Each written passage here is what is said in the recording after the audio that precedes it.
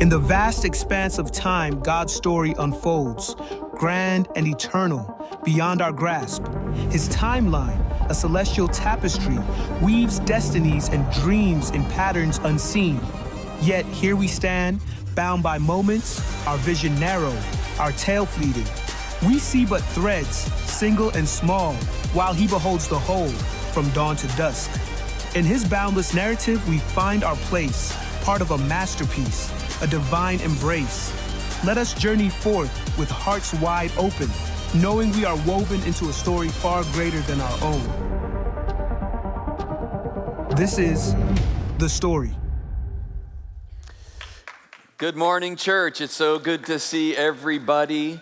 So a burst of thunder sent a 3-year-old flying out of her bedroom to her parents' bedroom. And she said, "Mommy, I'm scared." And the mother, who was half awake and half unconscious, said, "Go back to bed, sweetie. God will be with you." And the little girl sat in the doorway for just a moment and thought, and then she responded, "Mommy, I'll sleep in here with Daddy. You go in there and sleep with God." I love that story because sometimes it's hard for us to wrap our arms around God, isn't it? It's hard to sense that He's near. As a matter of fact, I know that's something that we struggle with because several years ago we were doing a survey to try to find out where you were at in your spiritual journey, where you were strong and where you were struggling. And your number one struggle that you responded back was, sometimes I have a hard time believing or seeing how God's involved in my life and understanding that, right?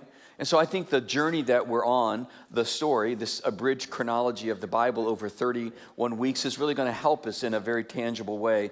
Because what we're going to see chapter after chapter as we go through the story of the Bible in chronological order is we're going to see that there's always two stories going on in the Bible at the same time. There is the lower story that's going on, and then there's the upper story.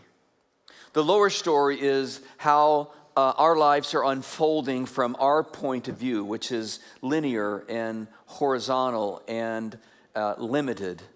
Then there is the upper story, which is how God's story is unfolding from His point of view, which is panoramic and it is vertical and it is eternal. As a matter of fact, and you see in the two lines, ours has a definite beginning and a definite end, but in the upper story, God's story, there are arrows pointing that there is no beginning or end. It's absolutely eternal.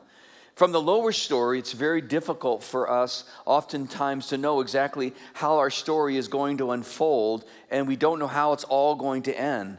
But in the upper story, God absolutely knows where the story's going, and He absolutely knows how the story is going to end. There are a few stories in the Bible that give us this sort of insight of the intervention of the upper story into the lower story better than the story of Joseph in the Old Testament. The story of Joseph is found in Genesis chapter 37 through chapter 50, or in chapter 3 of the story, which we invited you to read this week. In the story of Joseph, Genesis chapter 37, it opens up with an intervention of God. God is going to give Joseph, at the age of 17, a vision. And that vision's going to come in the form of 2 consecutive dreams that he has. And so you can see here, looking at the chart, at the age of 17, God intervenes from the upper story and gives him a vision, a call on his life. And both of the dreams he receives, both dreams end with his older brothers bowing down to him. Now he shares this with his older brothers, thinking they're going to celebrate him, and it turns out they weren't all that happy about the dream of them bowing down to their younger punk brother. And on top of that, Dad favored Joseph over them, signified in the coat of many colors that Jacob, the dad, gave to Joseph, which he always strutted around in. It just drove them mad. And so on one particular day when Jacob, the father, asked Joseph to go out into the fields and to fetch their brothers from tending the sheep, they saw this as a great opportunity to ditch their brother once and for all. So they beat him up, they throw him into a pit, and then later in the day, they sell him to a caravan of Ishmaelites on their way to Egypt. Then they take his coat of many colors and they dip it in animal blood, take it back to their father and said that Joseph has been mauled by a wild beast and he's died. Kids, you think you have conflict with your brothers and sisters, man. This is pretty hefty duty stuff. So Joseph gets to Egypt. They put him on the auction block and he is sold to the highest bidder as a slave. Turns out to be a guy named Potiphar, who is the captain of the guard for the mighty Pharaoh of Egypt. Now, I want you to put yourself into Joseph's sandals, if you will, and think back when you were 17, or maybe you're there right now, and you were thinking about cars and girls and prom and graduation and college and the life ahead of you. Joseph is traumatized at the age of 17. He has become a slave. He's in a foreign country. He knows no one. And the prospects of his life turning around seem very, very bleak. But then in the story, this sentence appears that gives us a second intervention of the upper story into Joseph's lower story. Genesis chapter 39 and verse 2 reads, "The Lord was with Joseph so that he prospered." Here again, we see an intervention from God from the upper story into Joseph's life. Take a look at this. He goes down, and now you'll see that the Lord was with him. Meaning that even though his life was going down, the Lord wanted him to know that he was going to journey with him on this difficult journey. He's going to journey with him. Now the question is, did Joseph sense that God was near him or that God was with him? We don't know at this point, but we know that the Lord's presence in his life gained him favor because not too long after he is in Potiphar's house as a slave, Potiphar puts him in charge of his entire household at such a young age. So we see here that his life goes back up again. Up, down, right? But then immediately there is another traumatic shift in the story.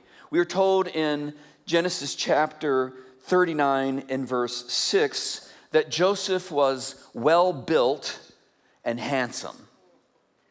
Well built and handsome. I mean, it's kind of like I'm going to be after I finish this new workout program I saw on TikTok yesterday. You're never going to recognize me, man. It's going to be amazing. That's not true.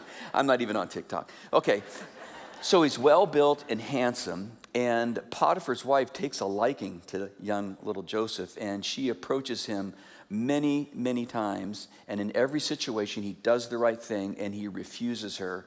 Well, this ticks her off. And so she decides one day to go to Potiphar and tell Potiphar that Joseph made advances on her and she refused. And Potiphar, out of anger, throws Joseph into prison and he goes down again. But again, we see in the scriptures that the Lord went with him into prison. Take a look at this. We see that he went down again, but chapter 39 verse 20 says, while Joseph was in prison, the Lord was with him. He showed him kindness and granted him favor in the eyes of the prison warden. Yeah, God allowed for an unjust attack on Joseph. He allowed for him to go to prison. And I keep saying this because you oftentimes are asking yourself, or you know people who keep asking the question, why did God allow this bad thing to happen? Well, we see in the upper story that God is allowing it to happen. And yet, once he's in prison, he immediately gains the favor of the prison warden, and the prison warden puts him in charge of all the prisons. So here we have him back up again. Down, up, down, up. Now, one of the things that God did for Joseph was he gave him the ability to interpret dreams. And for all of you, right now, in your work and in the things you do, the reason you're able to do it so well is because God gave it to you. He gave him the ability to interpret dreams, which would be, For me, I would love to meet Joseph and tell him some of the wacky dreams I've had to see what he thought of them. Like last night, what was that? I thought to myself. And so he's in prison for 2 years, and there's a lot of dynamics going on in prison. You got to read the whole story for yourself. But he's in prison for 2 years when he gets word that the mighty Pharaoh of Egypt is calling him and wants him to come to him face to face and interpret a dream that he keeps having that none of his guys can tell him what it means. And so here's how the story reads in Genesis chapter 41, beginning in verse 14. So Pharaoh sent for Joseph, and he was quickly brought from the dungeon. When he had shaved and changed his clothes, he came before Pharaoh. Pharaoh said to Joseph, I had a dream, and no one can interpret it. But I have heard it said of you that when you hear a dream, you can interpret it. Now listen to this. I cannot do it. Joseph replied to Pharaoh, but God will give Pharaoh the answer he desires. And Joseph's going to interpret the dream, but he makes it very, very clear that this is not something that he can do, but that's something that God is doing through him. This is important because now we know that Joseph, at least at this point in the story, recognizes that God from the upper story is intervening in his life. He has seen it. He has spotted it. He basically tells Pharaoh that the interpretation of the dream is this. There's going to be 7 years of harvest, 7 years of a bumper crop, followed with 7 years of famine. Now, that's really good information to know. So we learn in Genesis chapter 21, verse 46, that the Pharaoh not only believes in this interpretation, but he puts Joseph second in command over all of his kingdom in Egypt. And at this point, Joseph is 30 years old, and we see this phrase you're going to see over and over again. Whenever a person is down, throughout the rest of the story, we're going to hear this phrase, but God, which means he intervened. But God. You're going to see it several times, even in our story today. So you see here, at the age of 30 now, we see that he's back on the rise again because he's now second in command over all of Egypt. But God. So 7 years of harvest come, just like he said it would happen, and Joseph, under his leadership, is setting aside food during this time of harvest, so they're prepared for the 7 years of famine. Now keep in mind, no other nation knows of what's going to happen, but Joseph, under his leadership, is prepared. And sure enough, after the 7th year of a bumper crop, the famine begins. But Joseph is prepared for the people of Israel. Now the famine is affecting people from all other nations and places, including Joseph's family, which is back up in Canaan. And so Joseph's dad, Jacob, tells the 10 older brothers, make your way to Egypt to beg and to barter for food. So the 10 older brothers, yes, those guys, make their way to Egypt, and they have no idea who they're going to run into. They have no idea. So when they make their way to Egypt and finally are able to make their pitch, they have no idea that they're standing before their young punk brother. The very first thing that they did to show honor and respect to this guy, second in command over all of Egypt, can you guess what they did? They bowed down in front of their brother, punk brother. And look at the chart here. Now, the vision is fulfilled. The vision is fulfilled. It had been 22 years since God gave him this vision. 22 years since they threw him under the bus and sold him to a caravan of Ishmaelites on their way to Egypt. It had been 22 years. See that? A 22-year period of time. Now Joseph has more power than you can imagine. And you can just see where this story is going, man. It's justifiable revenge. No, that's not what happens at all. As a matter of fact, if you read the story, you'll know this is one of the most tender stories in all of Scripture as to what Joseph did. Now, there were several sort of very emotional exchanges between them, and Joseph hasn't revealed his identity. One, they weren't looking for him. They didn't have any notion that Joseph would even be alive, let alone be in this position. And Egyptian men would shave their head and wear makeup. A bit creepy, but they were not able to pick up because they hadn't seen their brother in 22 years, right? But then in this one moment, Joseph decides to reveal his identity. And what does he do? He orders them to be tortured and executed. No, he forgives them. Let me ask you a question. How was he able to do that? How was he able to find it in his heart to forgive his brothers for what they did to him 22 years earlier?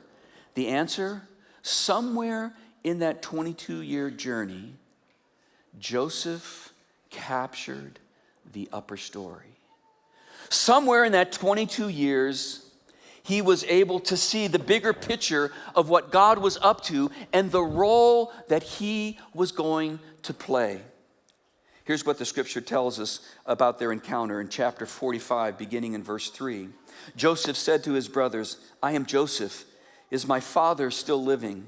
But his brothers were unable to answer him because they were terrified at his presence. Yeah, right, you should be.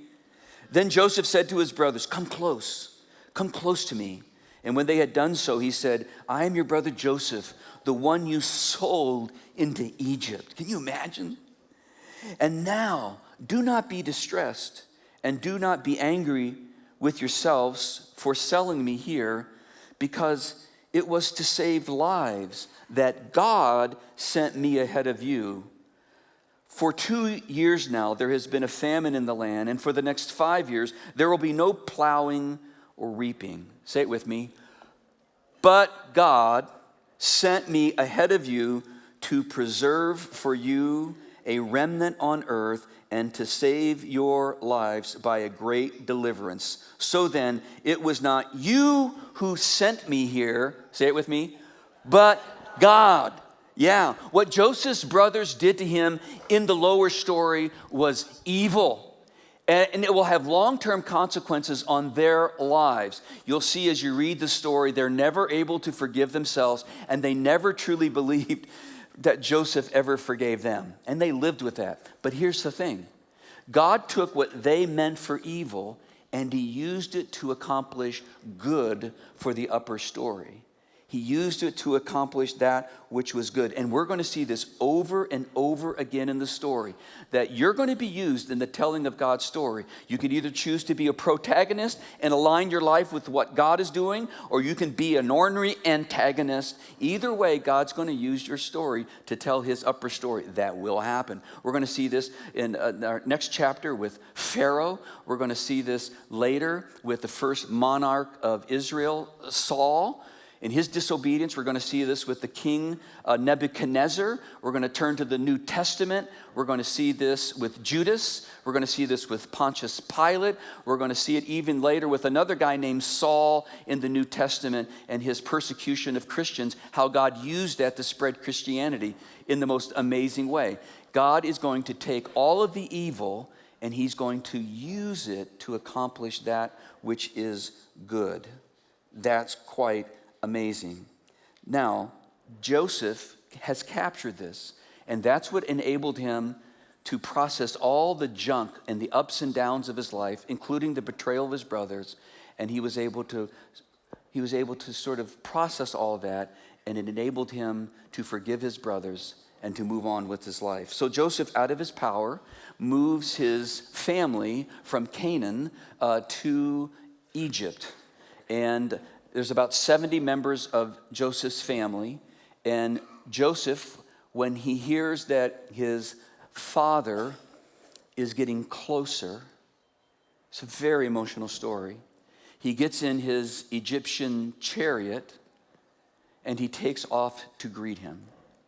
When Joseph spots his father, he gets out of the chariot, and he runs to him, and we are told in the story that he fell on his dad's neck and wept.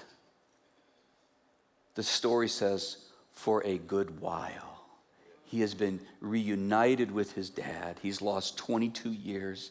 And now you can see him, right? He's hanging on his neck. He's second in command of all of Egypt. You know, he's a big deal, but he's crying like a little boy at the reunion with his fathers. And some of you might think, you know, why would God, who has all of this power, not just make the famine go away to begin with? And that's what a lot of people are asking is, why God lets bad things happen to good people? Why did he not just make it go away? It would have saved Joseph 22 years of hardship. I'd like to take a second to just give you a bunch of reasons, if you're interested historically, as to why I think it was in God's upper story plan to move the people of Israel from Canaan to Egypt for a period of time. Reason number one, we are told last week in the story of Abraham that God would not give the Israelites the land of Canaan until the evil of the Canaanites and the Amorites had reached its fullness.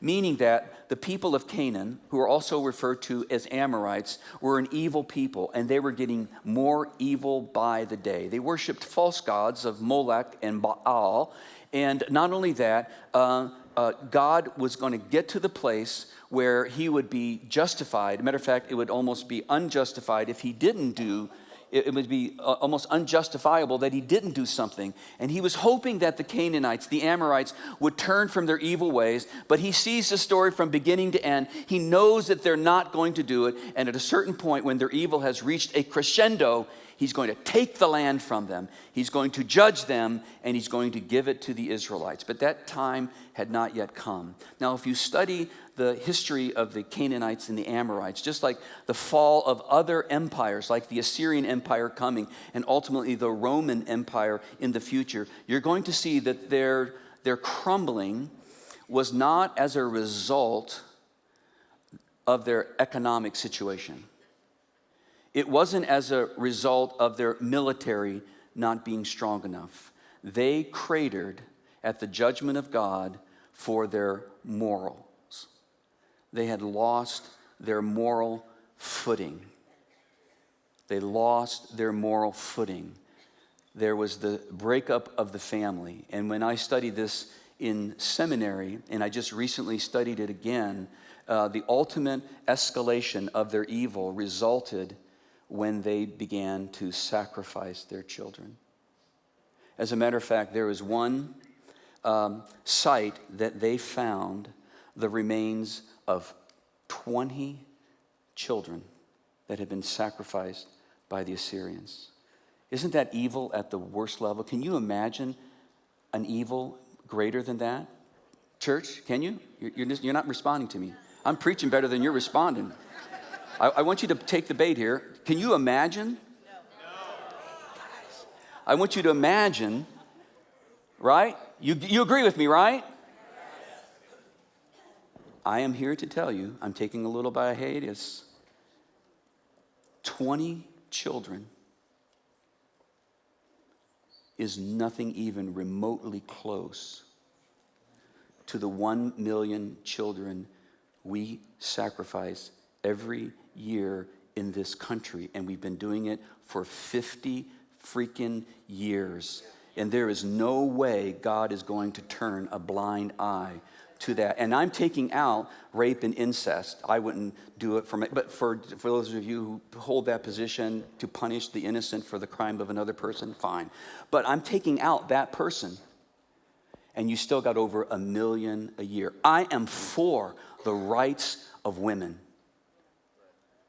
for their health and for their reproduction, all the way up to the point where you're killing another person. You can't do that, man. So we need to be for the rights of women. We need to be for the rights of women and stop using all of this language that covers up the reality of what's happening. And I believe that's going to happen. And that's what happened to the Canaanites when it's reached its fullness. Now, to preserve the nation of Israel as a pure nation following under God's leadership, he had to keep them from marrying the Canaanites who were serving these false gods. And that was beginning to happen, and God needed to move them out of the way for a period of time. So he chose Egypt. Why did he choose Egypt? Because Egyptians saw shepherds as detestable people, and they would not marry them. So they were going to be safe in their time in Egypt because the Egyptians wouldn't marry them. Third, Goshen was the land that Joseph gave them, was amazingly fertile. This was basically a 5-star accommodations, at least for the sheep. And this was pretty exciting. So God gave them the best. But I think one of the most insightful reasons is that God was using this 22-year period to test and grow Joseph, so that he would have the character that he needed to stand in this position of leadership and to execute it in such a way that everything pointed to God. Many, many times today in leadership, you will see that a person's talent has surpassed their character. And God wants to make sure that Joseph goes through all of these ups and downs, and he experiences all of this trauma at the hand of God for the purpose of Joseph being able to live out his calling, his vision. Those 22 years were hard, but they were purposeful and they were meaningful.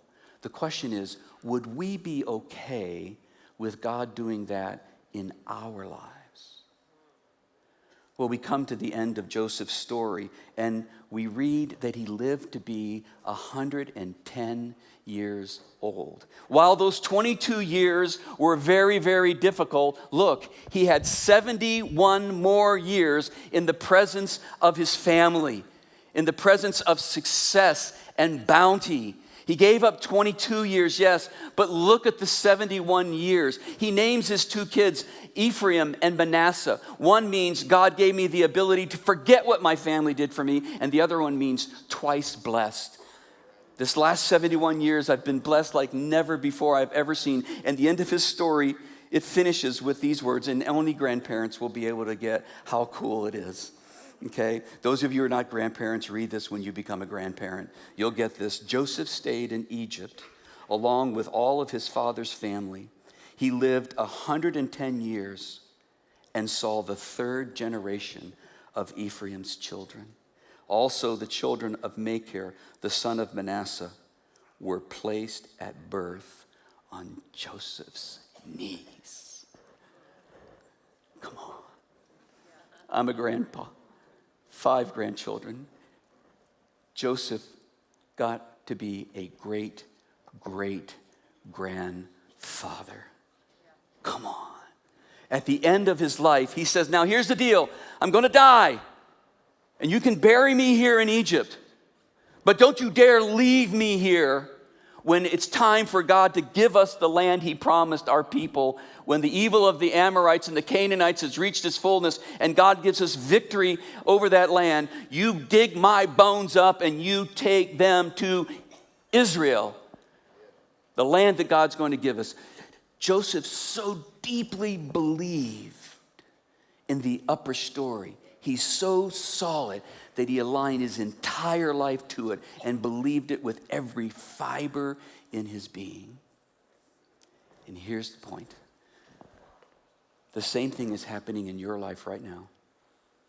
Believe it, because it is.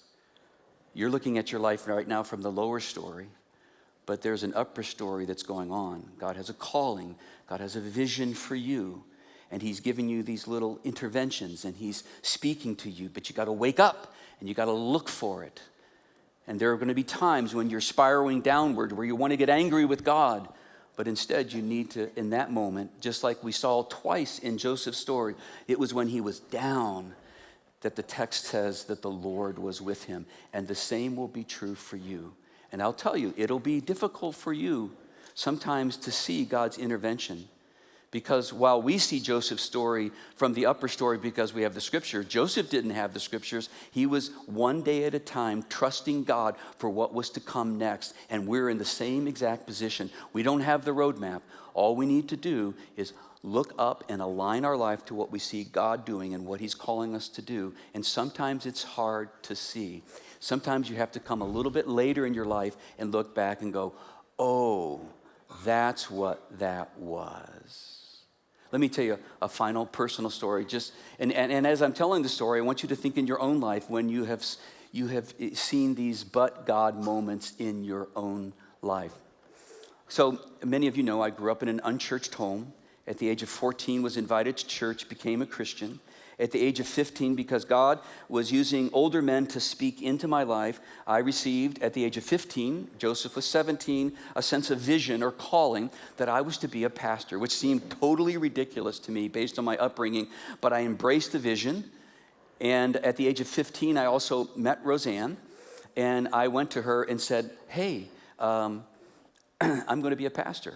I thought that was kind of a pickup line, but she wasn't all that eager to become a pastor's wife at the moment. But then I told her something I never told anybody else. I said, I think that at the end, not at the beginning, but I think at the end, God is going to give me the opportunity to pastor a church of 500 people. That's the largest church we had ever seen in our life. And I said, I think God's going to do that for me at the end of my story. I don't know for sure, but I want you to come along for the ride. So 5 years later, we got married, and I laid out a plan. I'm a planner. Anybody knows me knows I'm a planner. And so I laid out a 5-year plan. Year one is that we were going to finish my last year of undergraduate school in theology in preparation for becoming a pastor, and Roseanne would work.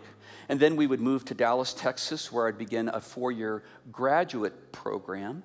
And I would focus on my schooling, and Roseanne would work full-time. And then in May or June of graduation, on the 5th year, we would have our first child. And I use say May or June because you need to have a little wiggle room in the plan, you got to have some flexibility.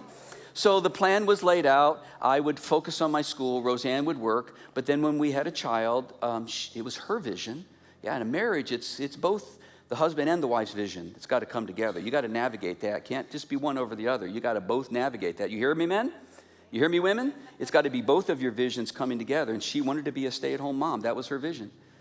And so we're in our first year of our graduate program, and our daughter, we're pregnant with our daughter. I've always been an overachiever, And so here I am, we're going to have a daughter. And I was so excited to have a daughter, but at the same time, devastated because the plan had fallen apart.